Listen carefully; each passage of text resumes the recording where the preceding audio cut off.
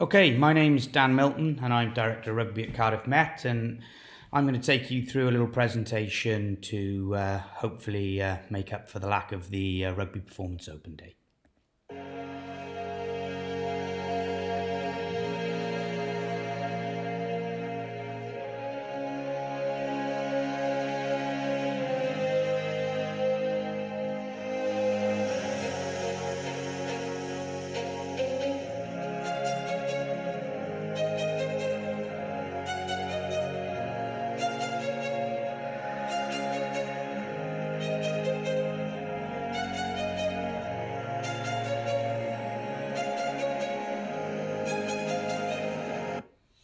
Okay, just a reminder of some of the great sports facilities that we've got at the university. Now, this presentation, won't make up for the lack of the Performance Applicant Day this year, but hopefully you can understand in the current climate why we've unfortunately had to postpone. Now, all of you pupils, students, future students and parents have got some decisions to make, and I hope this presentation just gives you a little bit more information, some background around Cardiff Met and its rugby programme. And if you have any other questions following the presentation, please don't hesitate to get in touch. I've been here since 2007 and I took over in 2017. And while we've had a great history and tradition here from the likes of Gareth Edwards right through to your Ryan Joneses and more recently your Aaron Wainwrights and your Alex Dombrandts, there were probably two things I really wanted to place an emphasis on and really build on moving forward. And the first was to ensure that with the fees as they are and the money that is spent on university, that yes, we have a fantastic rugby programme, but I want the future students and parents to know that we don't pay lip service to people's academics. That is upfront and right at the heart of what we want all our rugby students to do, which is to gain a really good degree. And that if you're coming here for a rugby experience, and that's what we're selling, there's opportunities to play, because if you come here and remember, perhaps in school you might be the best player in your position, you're going to come to university and find that the competition, certainly at an environment like Cardiff Met, is very competitive with lots of players in your position, and you're going to have to work hard in that environment to perhaps push your way through the programme up into the first and second teams at the university. So therefore, everybody wants that opportunity to play, and that's why we now run 10 sides regularly, six on a Wednesday and 4 on a weekend, but upwards sometimes of 12 teams in a week with an additional youth and conference team. And I'll explain that as we go on, because people want to play and we want to make sure there are opportunities while you're here at university. Just some ideas around the different players and different journeys. We have people who are 3 years as part of the rugby club, 3 years, for Dan Bibby and Sam Cross, who went on to represent Great Britain in the Olympics in 2016. 3 years for people to go on to become players in, regional, Guinness, professional, over in the Guinness Premiership, and gain really good degrees and have great experiences. However, some players move on quicker, and you guys like Ken Owens perhaps only had 1 year with us before they moved into that full-time environment. We do have a lot of academy players. We've got Ospreys, Dragons, we've had Bristol, we've currently got Exeter Chiefs Academy players in the programme, and we want those relationships and we want to factor that in. And I'd encourage all those players with existing agreements with academies to get in touch so we can have a personal discussion around how that impacts on you. The one thing I'd make clear is you can't be a full-time student and a full-time rugby player. They don't mix. The advantage is here we have really good relationships with the academies, and the programme can run while you're a student here, basing yourself with your training and your studies and your rugby with us. You can be moving forward with those academies, and we can have those discussions. So some recent successes. Obviously, Alex Dombrandt, a bit of a poster boy for us, just over a year ago was playing for us. Since then, he's been playing week in, week out with the Harlequins, represented England against the Barbarians. Aaron Wainwright, what a year it's been for him. The Grand Slam, onto the World Cup. Now, Aaron again is an example of a Dragons Academy player who came through our programme and has done fantastically well. Alex, on the other hand, 2-1 in sport and PE, was not linked to any academy and has just come through our programme. And we've had lots of contracts in recent years. Luke, another lad who's joined Alex at Harlequins with a 2-1 in his Scram degree. And, examples of people who perhaps aren't linked to academies when they come in, but have gone on to success. Whereas someone like Aaron is an example of somebody who is linked to academies, who's gone on to future success. I think what I'd want all students and parents to know is we've also had our best set of academic results. We track people on entry, see what sort of degree classifications they come out with, and make sure we support people to ensure this happens. To the point where if students don't make their grades in their first and second years, they won't be invited back for pre-season or back into the rugby programme until they've sorted themselves out academically over the summer. We're also really lucky to have that under-19 side. The Youth Cup at the Principality Stadium is a big carrot for people who come here. And with rugby being a long-term athlete development sport, not everybody develops at the same rate. And this is an example of people who go on in their first year to carry on their development. And 19 of the squad who went to the stadium last year ended up in our senior squad for this year, which just goes to show that appropriate development pathway. This is our rugby pathway at the moment. You'll see our Buck Super Rugby and our Championship as our two first teams, and our second 15 in Bucks being what we would call the performance programme. And there's around 75 players in this performance programme. There are another 75 players in this development section, our third team, our conference and our youth. We do run an additional youth 2 and a conference 2 at various points of the season to make sure everybody can play. And these are guys who are moving through the programme. Again, could be first years, second years, third years, who are looking to move into the performance programme. And finally, we have our participation programme. We call it that. However, if you want to play in our 4th, 5th, 6th and Youth 2, you do have to consistently train 2 or 3 times a week in order to be able to play on the Wednesdays and Saturdays. It's a competitive programme here. We've got a lot of good players, so that commitment to training and playing is really vital. So you can see we've got over 200 players. Great opportunities within that.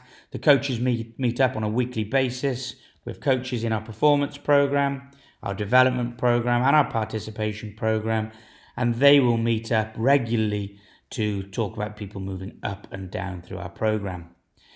Now, as a first year, you coming in, you don't play at the bottom of our programme and move up. You play where your development is developmentally appropriate. So we have players playing in Buck Super Rugby and Championship at the moment who are first years. We have first years in the participation end of the programme. We have first years in our development programme. And you should be moving up and down that all the time, depending on how you do. We don't run trials. We base everything on your commitment to training, and there's a place for everybody who arrives at the university. And then it's down to your hard work and commitment about where you move. However, it might take you a week or 2 or a month or 2 or even for some players a year to move through the programme as and when we see fit. Our first team fixture list has over 50 fixtures, fantastic opportunities. We have the Buck Super Rugby, which is close to your A-League, high ball in play, 40 minutes we've had games this year, close to the top end of the game. And then you have the Championship, not as much high ball in play, but asks you different questions. Age demographic here, 25 to 35, playing against people who've played at the top end of the game or, established, experienced players, and you learn something different about yourself in this Championship, playing against the likes of Neath, Pontypool, some of the traditional big Welsh clubs with some nice grounds to go to. Your Buck Super Rugby, again, 18 to 23, different demographic. But again, we feel this gives a real range and depth of quality that will allow you as a young player to develop in our programme. Other fixtures. This year we had the Canada 20s, Wales 19s, where we were going to put out our best first year team. Our Buck Super Rugby was on the road to Rico. But our conference side had the opportunity to compete in a final at the Parker Scarlets at the end of the year, and our freshers, our youth team, had the opportunity to play at the Principality Stadium. These are just examples of additional fixtures that give this wide-ranging opportunity at Cardiff Met, not just for our senior players, but across our programme for people to develop. We're really lucky. We've got Cardiff Met Sport TV. We're putting out a lot of footage already this year. At the moment, with there not being any rugby at the moment, if you follow us on our Twitter, you'll see examples of a lot of the content. Cardiff Met Sport TV live broadcast our Wednesday games, and it's really increased the profile of rugby in that Bucks Super Rugby tournament. An example of this would be the trailer for our game earlier in the year. Have a watch. And so as the season changes, playoffs are on the horizon. Preparations are a bit more thorough, the chants are louder, and every point that is scored is worth more. Kincoid Campus Rugby 1 is not our stadium. This is our home, offering its protection, its shelter, but always a different challenge. The challenge this time, Exeter. 3rd and 4th, playoff decided. The stage is set for the chosen few who choose to stand and fight. The crowds? No. This is our family. They don't watch it, they feel it. The jerseys? It's our skin. And after every hit and tackle, each player knows they'll suffer. But the reward is much greater because you'll always be an archer. Okay, so it just gives you a feel for the types of things that go on. Really fortunate here now with our staff, and one of the advantages of our programme is our staff balance their academic and their rugby commitments. Myself and Ian, you'll see on the top left-hand side, are both lecturers in the programme on the sports coaching and sport and PE courses. Matt Atwood, our head of medical, is one of the sports conditioning, rehabilitation and massage lecturers. Gethin is our, bottom left, is our coaching masters program director, and Rhys Roberts is our hub officer. So we're littered with people who are full-time in both their academic and their rugby commitments. Across our senior coaching staff, we have 3 level 4 coaches, 3 level 3 coaches. We have Amber, who works as our TALS coordinator, who works with our talented athletes for further support, who is supported with Ollie, who runs our sports psychology program, and Aled Lewis, who does some performance consultant work for us. Di Watts and Chris Edwards, a real strength of our program, our S&C program. I've got experience coaching Wales 21s and the 7s. Fantastic program of work that they do there. Aidan and Ryan, our performance analysts, are level 6 students, and our performance analysis degree is one of the best in the UK. And then we have a load of volunteer coaches who support the rest of our programme, knowing that whether you're playing in Bucks 1 to 6 or on the weekends in our conference and freshers programme, our teams are always going away with a fully qualified coach, which doesn't happen across all universities, and we're really lucky with the quality of our coaching team, all level 1, level 2 coaches across the programme as well. Alongside that, we use some of our student third years who've done their coaching qualifications with Rhys as our hub officer to then support our programme and help the teams out with their coaching and get some of our senior players coaching across the programme. We talked about this, to be able to perform and train the way we want to, we have to train in a certain way. We do some high-speed sessions and we do some learning sessions, all designed with the links we've had with our age grade coaching experience, with the national teams, as well as our work with the academies. Our week looks very busy. You come in 6:30 or 7:30 to do your strength and conditioning training. You're then off from 9 till 5 for your lectures, and then it kicks in again with meetings, analysis, and your training sessions. If you are in the top end of our program, that's probably 3 sessions a week, plus your 4 in the morning, plus your games. So you are busy alongside your academic degree. However, that makes you have to time manage and really plan out your time. However, if you'd prefer just to train twice a week and play on a Wednesday or Saturday, that's also an option and something that lots of players tend to do as they want to focus on their academic commitments as well. So lots of ways to negotiate yourself through your 3 years of study with us. Amber, who is our PhD student and team manager, also runs Academic Archers to help support the programme and help support you with your transition to university with referencing and academic writing. To do that, she runs a support session weekly as well. Again, I don't apologise for hammering this message. You are on a Saturday, what you do in the week. Wayne Smith said that during the Lions about the quality of what the Lions in New Zealand were producing, and we apply that to everything we do, not just our rugby, but the academic study, your degree, yes, your rugby development, but also your physical development. Everything you do at university, we think of in this way. Sessions will be sent out to you via WhatsApp. This is how we can plan and organise and train high speed. You'll know your groups, you'll know everything that's happening, and that comes out via WhatsApp.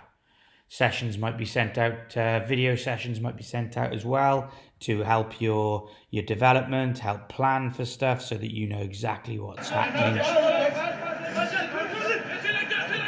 on training nights. Analysis, you'll go into the analysis labs with our performance analysts away from the coaches. You'll think about your own performance, units. We might give you themes to look at. Then you'll come back in and present in front of a group of 50 or 60, plus the coaches. You know, really good to see your rugby development and your rugby knowledge, but also just great life skills in terms of presenting in front of your peers and the coaching staff.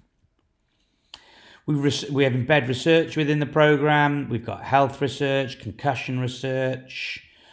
We've got concussion studies, leadership and communication studies happening, all embedded within the programme that will, reinforce the quality of what we're doing, but also show that in terms of applied research within the programme, it's something that we're doing all the time.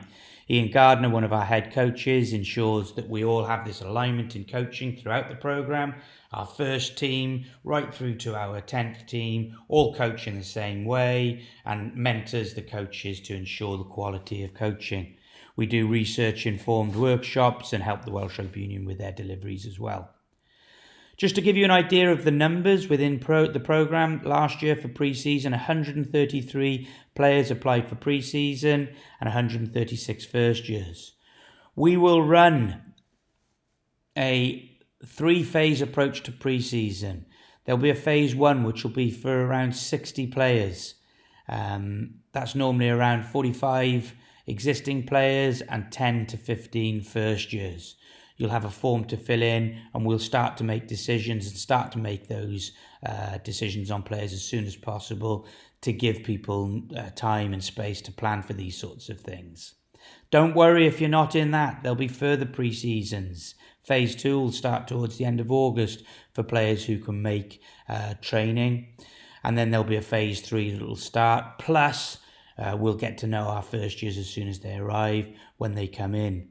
We'll be having discussions around that. There'll be loads of opportunities for you to showcase your playing ability through forms we'll be sending out. Some people will have clips. Don't worry if you don't. Don't worry if you do. We'll be making those sorts of decisions, and by all means, just pick up the phone, drop us an email if you've got any questions around that. Obviously, we're in a bit of a uncertain time. We will be sending out this information as soon as possible. We've been planning for a normal start to the year, but if there are any changes, we will keep people updated all the time to make sure people can plan in this quite unusual time. We're already planning what our first and second year and third years, our red players are our leavers, and it leaves us that opportunity to start to plan for next year and start to think about which of you as first years will be coming into which pre-season moving forward. Don't worry if you've got holidays planned. I don't want you to miss out on those sorts of things.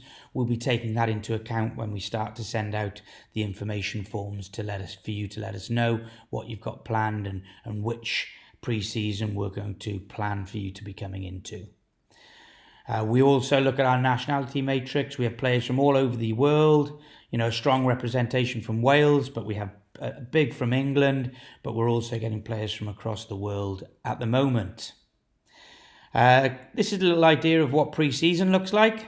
I'm made up by our level 6 student Aidan Fitzgerald.